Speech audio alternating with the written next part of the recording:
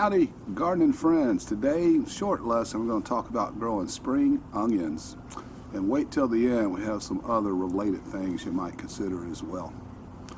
So first thing, what is a true spring onion? Well, you plant it in the spring. Seeds, it's going to take a while to get up. So one thing you can do is go with sets. This is actually a second year bulb that was started last year and cut. Now you can use these, of course, to grow them as normal onions. A spring onion is simply an immature onion. So how do you turn set bulbs into spring onions? Well, spacing, just plant them closer, 1 even up to 2 inches. As you see here, we have spaced these out. I believe there's 19 bulbs in there. And the advantage of that over seeds is that they're already started, so they'll come in quicker than if you planted a true spring onion. These, by the way, are in a pot. It's loose soil, and you really want that soil to drain well. Onions like it moist, but they don't like it swampy. You'll ruin the bulbs if you get this too wet. An advantage of being in a pot, of course, is if you're going to get a big rain, you can simply cover the container.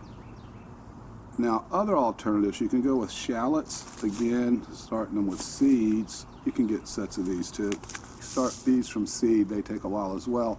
They look more like a garlic, but they're milder and sweeter than a spring onion. A spring onion is going to be a little sharper, more pungent taste. You can also use chives as a garnish, soups, whatever. There's one here that's a 2-year-old that I've kept alive inside over the winter, and it will come back and get healthy again. But I'll be adding seeds as well to a container on my herb garden. Keep in mind, chives, they're allium, but they're different species from onions technically.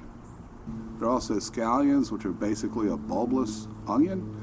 Or you can use bunching onions that grow like chives, kind of like a clump of grass. Their bulbs are a little larger than a scallion, but they're actually smaller than a spring onion, which is really just an immature regular onion. And if you want to know about companion planting onions with your tomatoes, check this video out.